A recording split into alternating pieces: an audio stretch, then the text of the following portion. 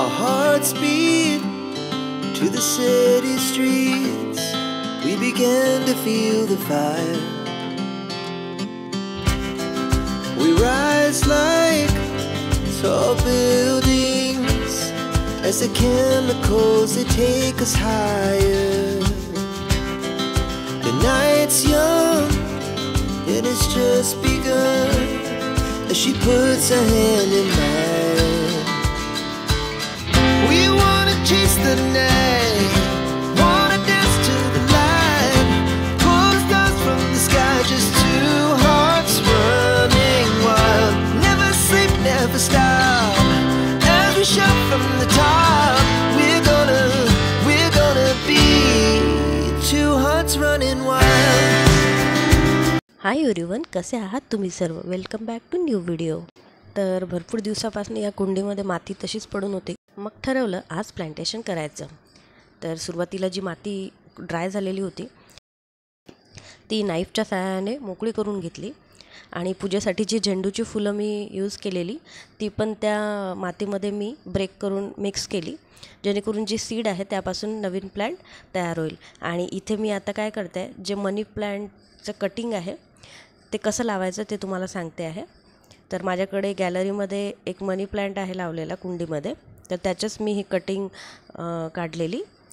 तर ज्या साईडला नोड असतात तर ते नोड आपल्याला जमिनीमध्ये हे करायच्या, मातीमध्ये फिक्स करायचे आहे.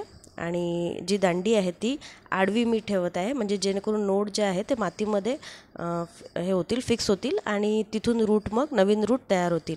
तर अशा पद्धतीने तुम्ही कटिंगपासून नवीन मनी प्लांट इथे ग्रो करू शकता. तर अशा पद्धतीने लावायचं आणि जेवढे जास्त तुम्ही कटिंग असे लावणार तेवढं छान झुपकेदार झाड तयार होईल. म्हणजे कुंडीमध्ये एक त्याचा जो दाटनेस आहे तो खूप छान होईल. तर अशा पद्धतीने मी मनी प्लांटची जी कटिंग आहे ती मातीमध्ये लावून घेतलेली आणि ही जेव्हा ग्रो करेल ना तेव्हा मी तुम्हाला दाखवेल की ती कशी दिसते. तर ही पूर्ण जेवढी पण कुंडी आहे तेवढं छान सर्वीकडे पानं, नवीन पालवी तिथे येते आणि छान फ्लॉवर पॉटसारखं त्याला लुक येतं, म्हणजे नॅचरल फ्लॉवर पॉटसारखं. आणि त्यानंतर ही माती भरपूर ड्राय झालेली, कारण खूप दिवसापासून यामध्ये झाड नव्हतं. सुरुवातीला गुलाबाचं झाड यामध्ये होतं पण ते जळून गेलं, म्हणून मी यावेळेला त्यामध्ये मनी प्लांट लावायचं ठरवलं. तर अशा पद्धतीने मी कटिंग मातीमध्ये लावलेली आहे. आणि त्यानंतर मागच्या व्हिडिओमध्ये मी तुमच्यासोबत शेअर केलं होतं की मी जे रबर प्लांट आहे ते कसं लावलेलं, तर त्याचा व्हिडिओ पण आहे. जर हवा असेल तर मी लिंक डिस्क्रिप्शन बॉक्समध्ये देईल. आणि घरच्या घरी आपण माती कशी सुपीक बनवू शकतो याचा पण व्हिडिओ मी तुमच्यासोबत शेअर केलेला आहे.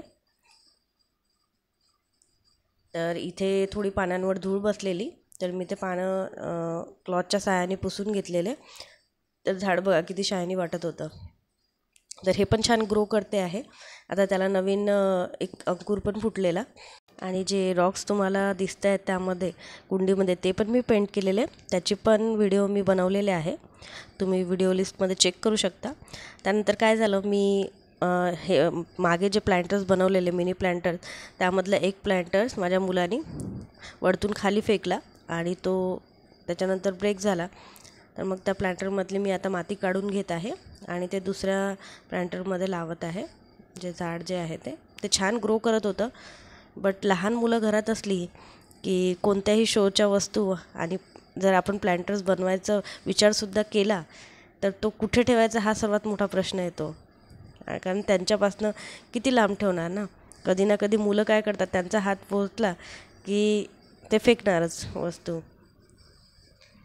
तर मग ब्रेक झालेल्या यामधून मी ती माती काढून घेतली आणि नवीन छोट्या प्लांटरमध्ये मी ते रोप लावून घेतलं. तर आता 3च मिनी प्लांटर्स इथे राहिलेले. तर हे प्लांटर्स मी कसे बनवलेले याचा पण व्हिडिओ मी शेअर केलेला आहे. तर माती थोडी ड्राय वाटत होती, तर म्हणून मी 3ही प्लांटर्सला आता त्यामध्ये पाणी टाकलेलं. आणि हे बघा, हे एक सिरामिक पॉट आहे. यामध्ये पण मी सुद्धा छान मनी प्लांटची कटिंग जी आहे ती लावलेली होती आणि ती बघा खूप छान ग्रो करते आहे. आणि एक काळजी घ्यायची आहे, जेव्हा पण ह्या छोटे प्लांटर्स असतात त्यामध्ये खूप जास्त पाणी कधी टाकायचं नाही. ती माती सुरुवातीला चेक करायची, जर ती खूप ड्राय झालेली असेल तरच त्यामध्ये पाणी टाकायचं, नाहीतर खूप जास्त पाणी टाकल्यानं जे रूट्स आहेत ते सडून जातात आणि प्लांट ग्रो होणार नाही. आता हे जे मी दाखवत आहे तुम्हाला पॉट, नवीन एक मातीचं पॉट मी इथे घेतलेलं.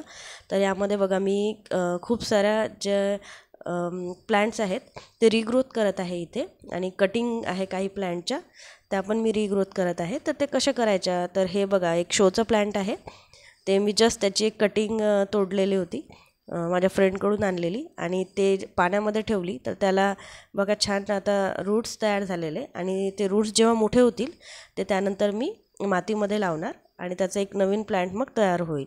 आपण नर्सरीमध्ये जेव्हा जातो तर प्लांटची किंमत तुम्हाला सर्वांना माहीतच असेल, किती महाग विकल्या जातात.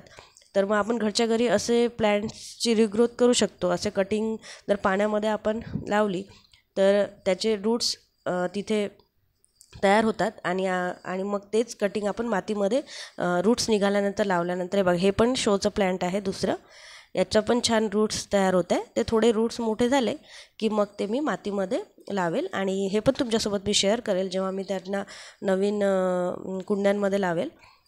तर हे अशा पद्धतीने मी इथे 3-4 प्लांट्सचे जे कटिंग आहे, स्पायडर प्लांटचं तर तुम्हाला माहिती असेल की ते प्लांट लावल्यानंतर जेव्हा ते ग्रो होतं छानपैकी, तर त्याचे छोटे छोटे जे स्मॉल असे प्लांट्स तयार होतात, जे त्याला जेव्हा कळ्या येतात, फुलं येतात, तर तेव्हा ते छोट्या ज्या कटिंग आहेत त्या काढून घ्यायच्या आणि त्या पाण्यामध्ये ग्रो करायच्या. अशा पद्धतीने त्याला छान रूट्स येतील, आणि त्यापासून आपण एका झाडापासून भरपूर सारे प्लांट्स तयार इथे करू शकतो. तर हे पॉट जे आता दिसतं आहे मातीचं, हे पण मी पेंट करेल, तर याचा व्हिडिओ पण मी तुमच्यासोबत नक्कीच शेअर करेल. तर हे अशा पद्धतीने जरी ठेवलं तरी छान शोचं प्लांट सारखं छान दिसतं आहे, म्हणजे आपण ठेवू शकतो.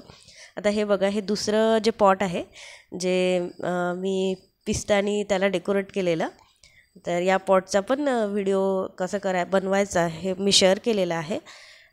आणि इथे जे स्पायडर प्लांट आहे त्याचे बघा मी जस्ट पाण्यामध्ये ठेवलेले, त्याच्या कटिंग पूर्ण घेतलेल्या आणि पाण्यामध्ये ठेवलेल्या. फक्त एक काम करायचं असतं, जेव्हा आपण पाण्यामध्ये हा कटिंग ग्रो करू त्यानंतर ते पाणी जे आहे ते दर 5-6 दिवसानंतर आपल्याला चेंज करायचं असतं, आणि खाली जे काही पानं खराब असतील ते काढून टाकायचे, आणि मुळं जे आहे ते स्वच्छ पाण्याने धुवून त्यामध्ये परत ठेवायची आणि पाणी चेंज करायचं. असं जर करत राहिलं तर ती जी कटिंग आहे ती खूप छान पद्धतीने ग्रो होईल. आता हा बघा किती छान असा नॅचरल फ्लॉवर पॉट इथे दिसतोय, म्हणजे प्लास्टिकचे फ्लॉवर पॉट आपण जे विकतचे आणतो, आर्टिफिशियल फ्लॉवर पॉटची गरज नाही. जर आपण असे घरच्या घरी नॅचरल प्लांटपासून सुद्धा फ्लॉवर बनवू शकतो, फ्लॉवर पॉट्स. तर आता ही आहे एक ऑइल बॉटल आहे, मी सिंपल घेतलेली, त्यामध्ये पाणी टाकलेलं, आणि इथे बघा मी मनी प्लांटचे जेवढे पण कटिंग आहे त्या पाण्यामध्ये आता रिग्रोथ केलेल्या आहे.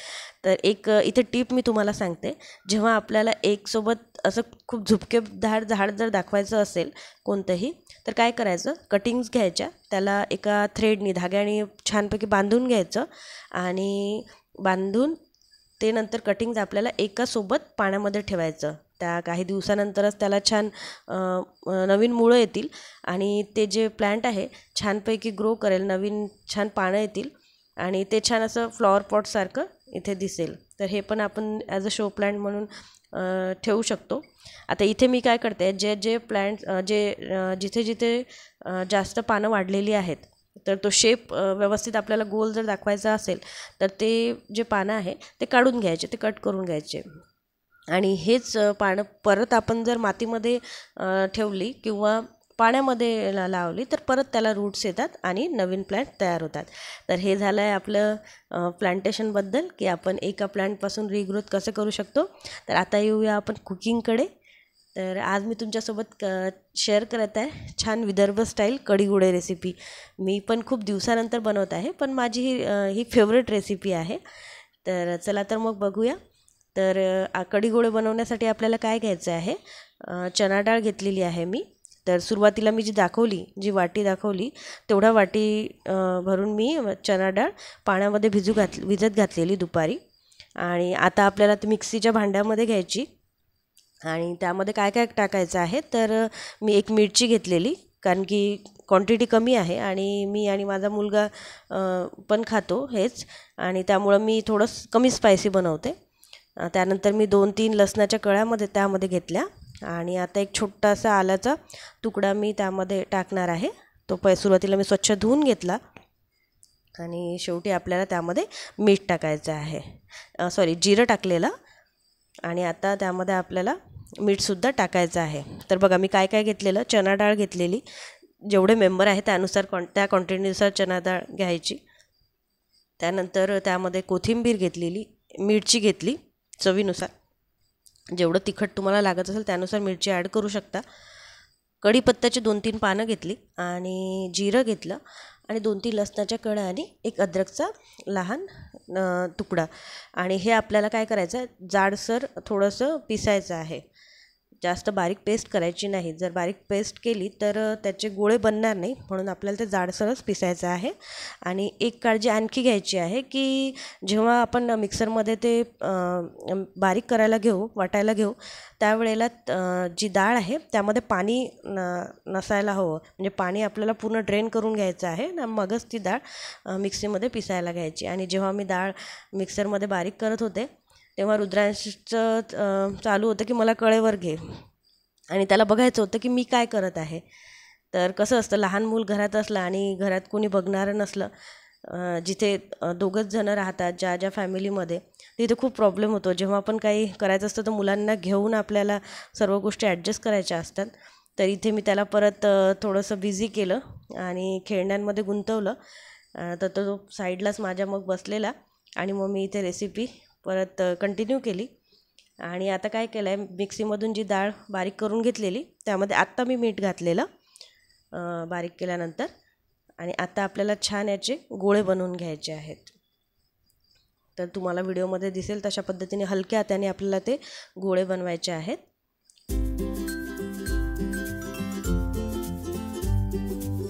तर साधारण तेवढ्या वाटीच्या ज्या डाळमध्ये 5 ते 7 गोळे मी बनवलेत.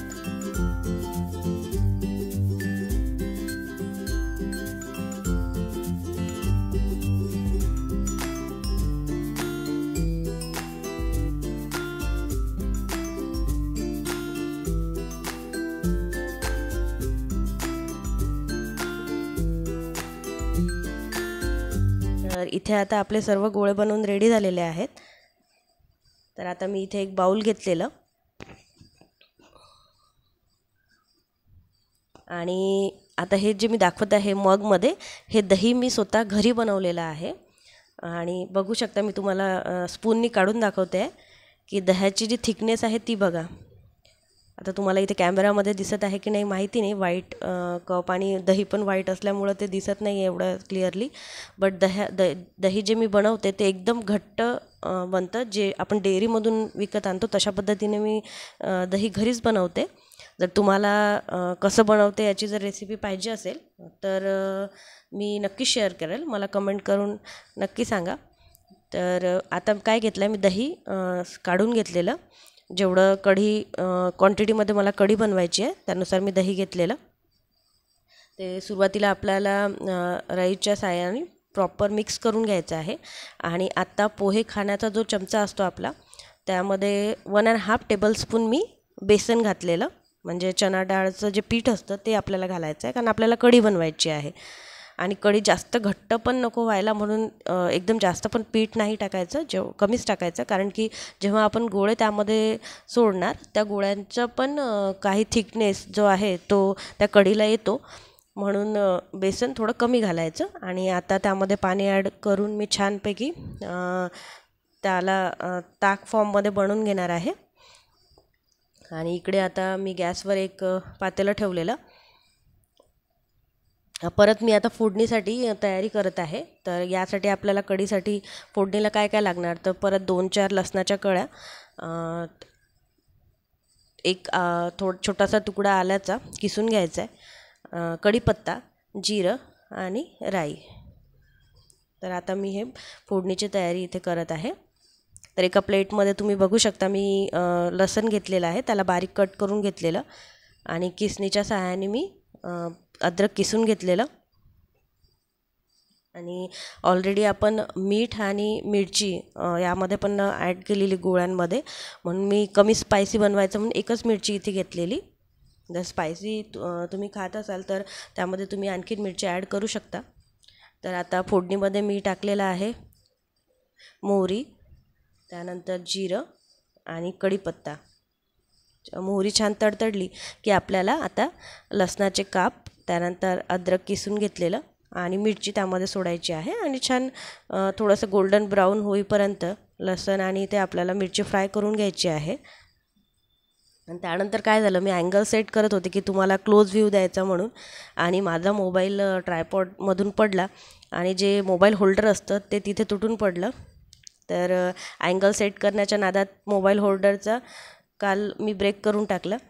तर त्यानंतर मी ही जी क्लिप आहे ती हाताने शूट करत आहे. एका हातामध्ये मी मोबाईल पकडलेला आणि एका हाताने मी रेसिपी बनवत आहे. तर आता त्यानंतर मी काय केलं, त्यामध्ये हळद आणि थोडंसं धने पावडर टाकलेलं आणि जे आपण ताक बनवलेलं बेसन मिक्स करून ते त्यामध्ये सोडलं मी.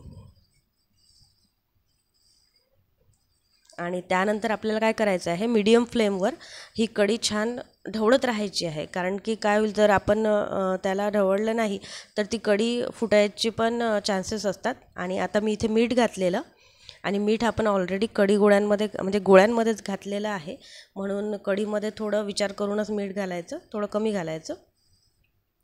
आणि आता ही कढी आपल्याला सतत ढवळत राहायची आहे, जेणेकरून जी कढी जी आहे जी फाटणार नाही. आणि आता इथे बघा एक छान बॉईल आलेला आहे आणि कढीला जेव्हा अशी छान उकळ येईल, आता या उकळ आलेल्या कढीमध्येच आपल्याला गोळे टाकायला घ्यायचे, तोपर्यंत गोळे टाकायचे नाही आहे. आता इथे छान बॉईल आलेला तुम्हाला दिसतो आहे कढीला. तर आता मी इथे गोळे टाकणार आहे. तर आता इथे अलगद हाताने आपल्याला गोळे टाकायचे आहे आणि याची काळजी घ्यायची की गोळा एकावर एक पडता कामा नये, म्हणून थोडं साईडला टाकायचे. तर आता मी सर्व गोळे यामध्ये टाकून घेत आहे आणि परत आता हे आपल्याला 5 ते 10 मिनटं असंच मीडियम टू लो फ्लेमवर आपल्याला कुक करायची आहे ही कढी. आणि मग ते गोळे जे आहेत ते कसे शिजलेले हे कसं समजायचं, तर जेव्हा ते शिजून येतात त्यावेळी ते ॲटोमॅटिक गोळे कढीच्या वर तरंगायला लागतात, म्हणजे वर येतील. तर आता बघा, आता ऑलमोस्ट 7 मिनटं झालेले आणि हे कढी गोळे बघा आपले पूर्ण वर आलेले आहे. ते हलके होऊन वर येतात. त्यानंतर हलक्या हाताने चमचा फिरवायचा, बट जेव्हा आपण गोळे त्यामध्ये ॲड करतो त्यावेळेला कढीमध्ये चुकूनही चमचा फिरवायचा नाही. जर आपण चमचा त्यामध्ये फिरवला तर जे गोळे आपण बनवले आहेत ते ब्रेक होऊन जातील. म्हणून जोपर्यंत ते वरती येत नाहीत, वरती तरंगायला लागत नाही, तोपर्यंत त्यामध्ये चमचा टाकायचा नाही. आणि आता मी परत त्यानंतर 5 मिनटं त्याला शिजवलेलं, म्हणजे गोळे छान व्यवस्थित कुक होऊन येईल जी चणा डाळ आहे ती. आणि आता त्याला कोथिंबीरनी गार्निश करायचं आहे. तर हे झाली आपली छान मस्त टेम्पटिंग कढी गोळ्यांची रेसिपी तयार. आणि काल रात्री मी डिनरमध्ये बनवलं होतं कढी गोळे, चपाती, भात आणि टोमॅटोची भाजी. तर कसा वाटला तुम्हाला आजचा व्हिडिओ मला कमेंट करून नक्की सांगा. आवडला असेल तर लाईक करा, शेअर करा, सबस्क्राईब करा. परत भेटूया एका नवीन अशा छानशा इंटरेस्टिंगच्या व्हिडिओमध्ये. तोपर्यंत बाय बाय.